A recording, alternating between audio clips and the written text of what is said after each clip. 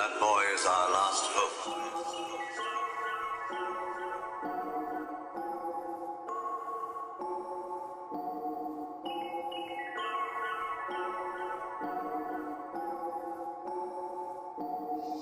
I'm slinging them things. The one you truck can't be strange. I'm focused, I stay in my lane. The one the culture might change.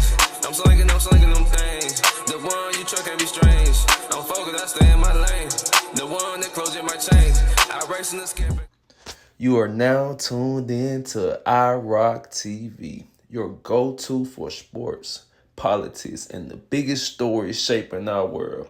Straight facts, real talk, and no nonsense breakdowns. Stay locked in and let's get it. Welcome back. Today, again, I'm gonna drop another bomb video for you guys, okay? So today's video is gonna be about the Los Angeles Lakers and how they went out bad, you know what I'm saying, in the first round of the Western Conference playoffs. And pretty much, man, like, I'm gonna weigh in on LeBron and JJ Redick. So y'all stay tuned. I'm gonna hop back in it. In the NBA, just wonder how you go into an offseason after year 22, you know, when you probably had high hopes heading into the postseason that end abruptly like this. I don't know. Obviously, for me, since my first NBA Finals appearance, I think in 2007. Hold on, before he even say anything, make a statement. Yeah, he been through a lot. You know what I'm saying, throughout his NBA career. All right, but it's all stuff that, you know, he embraced. You know what I'm saying? It's all stuff that he kind of created on himself. The reason why he's in the position he's in. So he made his bed, so he got to lie in it. Okay, that's first and foremost. And let's say ever since 2010 to 2011, which I say around about 15 years, so pretty much half his third of his career, he's been on super teams. So he have an up and down because we already went over this. He always swapping out players. He's swapping coach. He just got rid of Darvin Ham. He went to the Western Conference with Darvin Ham. Now he got JJ Redick, right? So you keep having these high turnovers, and you don't have a high retention rate. So of course your career gonna be up and down because not only do you keep swapping out players, but your game is up and down. Your game is inconsistent. I don't know if he even scored any points in the fourth quarter in game 4 or 5. So he have an up and down because he's not the person he's supposed to be. He's a fraud, okay? That's why. The moment I got an opportunity to be a part of that and taste that feeling, from there on, every season that I did not make it to the finals or did not win a championship has been. You're right. One thing he said, chase that feeling. That's all he been doing is chasing rings. He a ring chaser. You know, he don't really have no integrity. He just gonna do it for his legacy. It's all about stats. It's all about how many rings. It's all about how much he can stack the deck, you know, in his favor. A disappointment. So it'd be the same for me. You know, it'd be the same off season of disappointment and unfulfillment. You know, have an opportunity, you know, to play longer. You're right. You created this disappointment. You know what I'm saying? You should be ashamed, but you have no shame. You know, because you a sellout. Only thing is, you care about the attention. You care about the money. You care about being in the spotlight. So of course, it's a disappointment. You know what I'm saying? Your career, your legacy is a disappointment. You know what I'm saying? You one of the most softest superstars, man. Come on, man. Give yourself an opportunity to play for the Larry O'Brien Trophy, so nothing changes for me. The fact that you're going to enter into an offseason on a roster that has Luka Doncic, that secured the number 3 seed in the West in a really tough West this year, what type of thoughts does that give you about your end game and how many more years will we see you play? I don't know. I don't have the answer to that. Well, before he make a statement, let me chime in. He doesn't know because it's the same thing. It's the same game he play every year. He don't know. You know what I'm saying? I mean, I guess he's gonna try to come back. You know, he got Luke on his squad, or he may go to another team. You never know with LeBron James, so he's gonna have you, guessing, what he's gonna do. You know, he's been doing this ever since he left Cleveland the first time. You know, nobody knew he was gonna go to Miami. All of a sudden, he just made these changes. But once again, he's not gonna take accountability for, his, instead of him saying, we lost because of me. So we lost because the people I want, I got AD traded. We lost because I got Darvin Ham fired. You know what I'm saying? We lost because I let JJ Redick seem like he was the coach, but I was on control and everything. He's not gonna tell the truth because he don't want the spotlight on him. He only want the spotlight on him when he do good. When he does bad, he's like a female. He can't take accountability. Something I sit down with my family, my wife, and my support group, and kind of just talk through it and see what happens, and then just have a conversation with myself on how long I want to continue to play. I don't know the answer to that right now, to be honest. So You a damn lie, bro. You do know the damn answer. You come back again, but you're not gonna tell nobody nothing because you want to have this mystique about you, this mysteriousness about you that, hey, the whole time, ESPN gonna be talking about, oh, he's gonna come back and da. And then the whole time, Kendrick Perkins, they set up there talking some, oh man, it wasn't LeBron, Stephen A. Oh, it wasn't LeBron really lost. See what I'm saying? That's the BS on top. They already starting the BS again. You know what I'm saying? And, I'm kind of, like I said, I'm bittersweet that the Lakers lost, but, man, I'm kind of glad that they did lose, man, because, they got rid of a good coach at Darvin Ham. And, I'm finna get on JJ Redick in a minute, so that's finna be the next clip y'all finna see. JJ, just for this game specifically, that fourth quarter did seem to kind of go as previous ones had. How did you see that happen, and what were you trying to get going offensively in the fourth? We executed great in the fourth quarter. Missed shots at the rim, missed a bunch of threes. Shot 12 for 52 for the series in the fourth quarter from three. On top of that, you lose 2 games in Minnesota, minus 12 in scoring opportunities, minus 13, and then you lose by 20 tonight. Just too many turnovers, too many offensive rebounds, and I think given the struggles scoring the ball, particularly early in the series, there's a trade-off. There's always a trade-off. You could say, oh, play a center. We couldn't score, so there's a trade-off to everything with this. But we obviously put ourselves in a position to. Well, look, first of all, you should be crying. You should be begging that, Darvin Ham get his position back because you came into with the team and the expectations probably did better than him. So first of all, you should be apologizing for all the smack you've been talking on Mind the Game about, you this phenomenal, S's and O's, and you LeBron talking basketball. You know what I'm saying? You should go and you should humble yourself, and you should give credit to Darvin Ham last year for the amazing job he did. You should actually probably step down and resign and say, man, you know what? You know what I'm saying? I'm not worthy for this job, man. The Laker fan don't deserve this shit, man. I'm not prepared, You should come out and just expose LeBron. Just say, you know what? It was LeBron's idea. He didn't like Darvin Ham, and I like the spotlight too. And me and LeBron, we good buddies. We hang out, and we smoke the hookah with Luka. You know what I'm saying? Like, just say that. And you know what I'm saying? It's not the problem with the Lakers offense, per se, but I don't know, so I'm going to go and do a recap over the box score, but, probably more so y'all weakness was the rebounds because every game,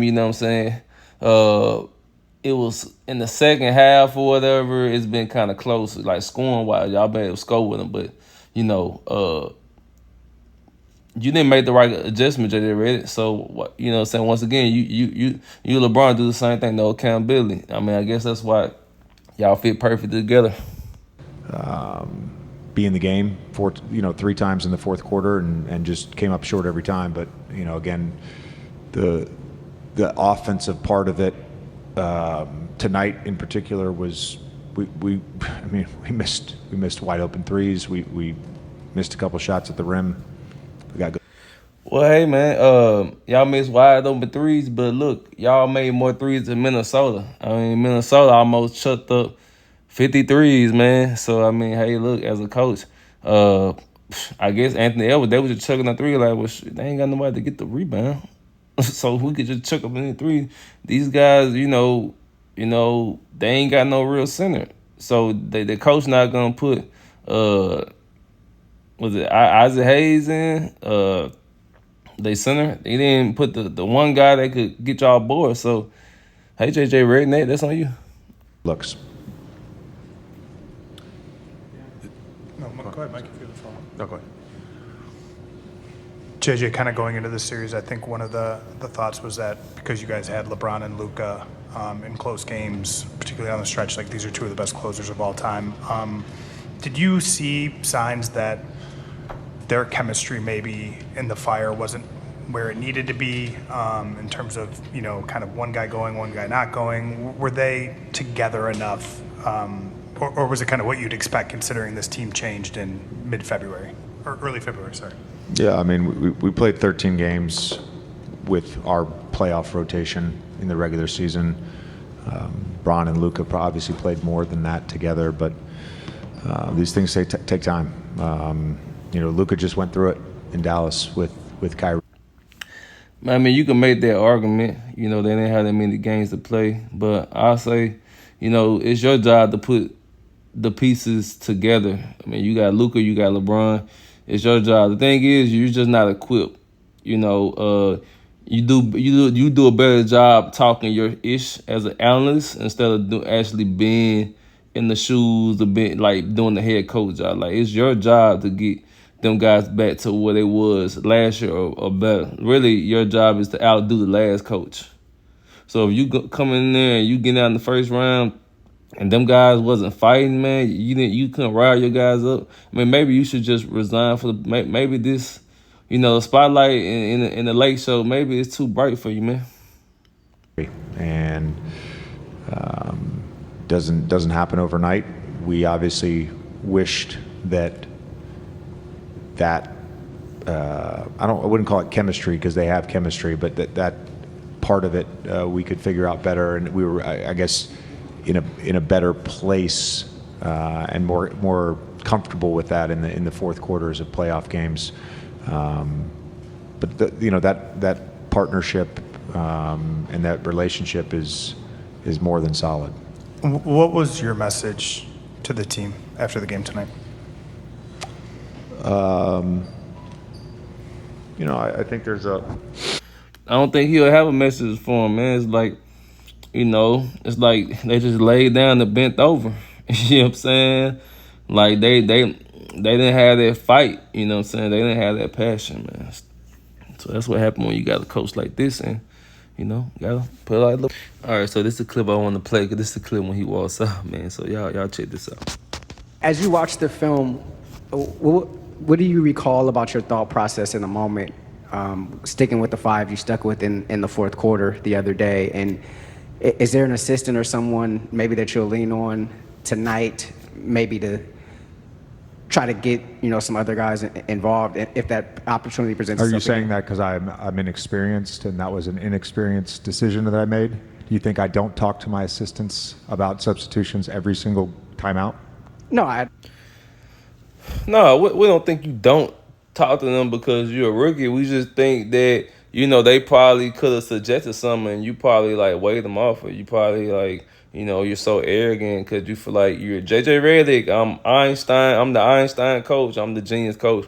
and really you're not, and you got exposed because the reporter, actually somebody who doesn't even know basketball, can pretty much point out one of the things or the adjustment you could have made to help the Lakers win. So he's really challenging, either is it the IQ thing or is it the pride thing. I think the dude got too much pride that, he think that he just hopped on the game like 2K. He like, well, I'm gonna just run these guys like, they got unlimited stamina. You know what I'm saying? I got 40-year-old LeBron James. I'm gonna keep running him. Da, da.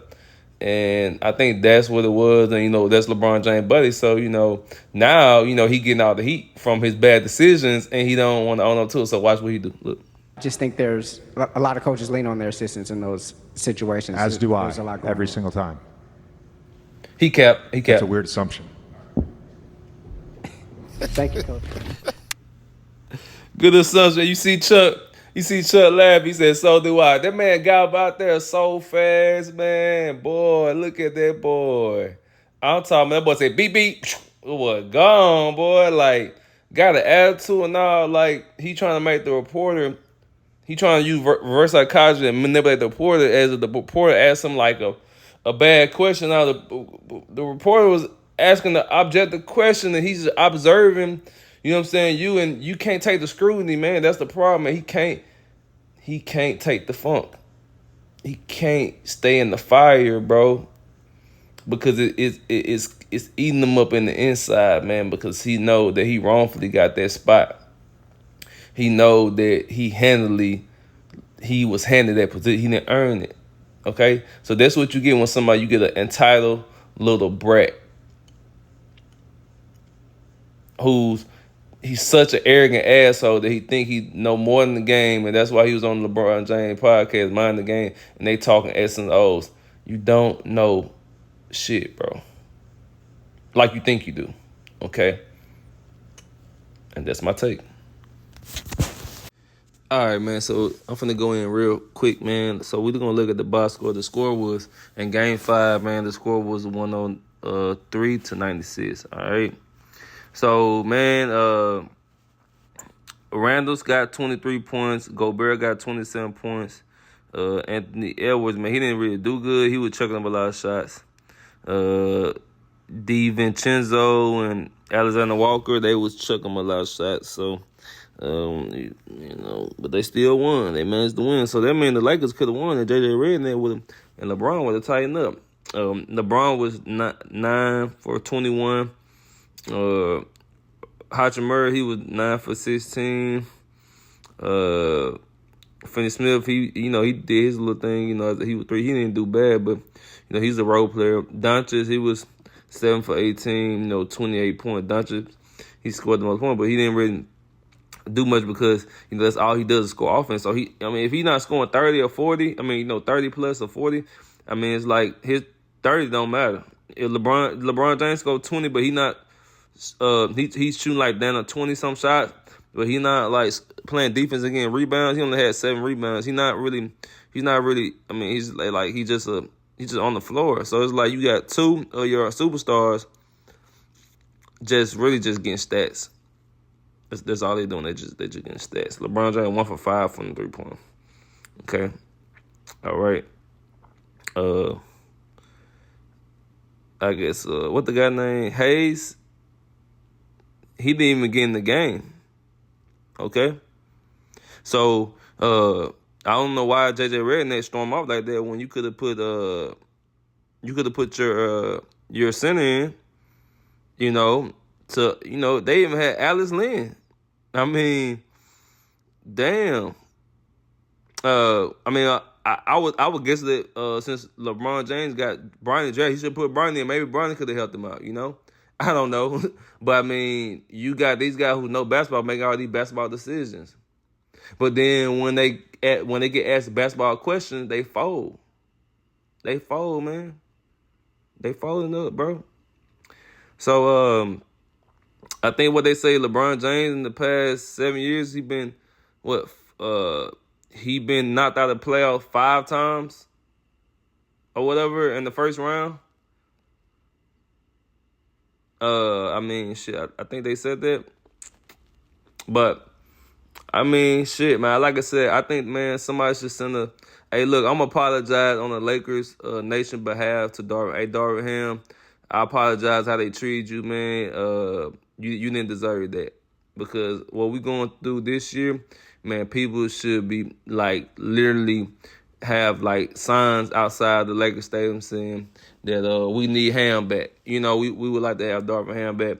We, you know, and who knows what's going to happen with LeBron James this offseason. You know what I'm saying? So, like I said, they're not going to hold him accountable. They're just gonna keep on with this narrative, and that's why it's kind of hard to watch. But maybe it's a good thing that they got eliminated. Maybe it's a good thing that the real people who know basketball see him, who get exposed, because there ain't no way you let these guys shoot almost 53 pointers and you don't put none of your centers in or nobody that can play center in the game. It don't make sense, man. So yeah, they lost this because of coaching. It more falls on JJ Redick, and then it falls on LeBron James, because LeBron James is the one orchestrated Bronny getting drafted to the Lakers. He orchestrated AD getting traded. He orchestrated Luka coming there. He orchestrated Darvin Ham getting fired. So the main person is LeBron James. But guess what? Who's going to be the scapegoat? JJ Redick. That's why he left, because guess what? He's going to be on the hot seat, because before LeBron leave, they're going to get you up out of there, okay? You the scapegoat. LeBron gonna throw you on the bus. He just need another scapegoat. You know what I'm saying? And that's what it was. And you see he had a little tantrum and just walked off. He's showing his true self.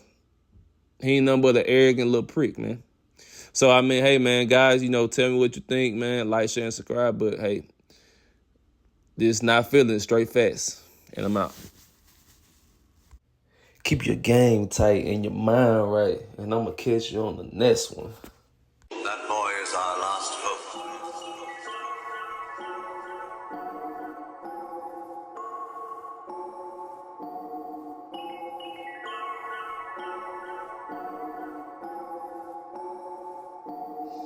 I'm slinging them things. The one you truck can't be strange. I'm focused, I stay in my lane. The one the coach in my change. I'm slinging them things. The one you truck can't be strange. I'm focused, I stay in my lane. The one that close in my chain.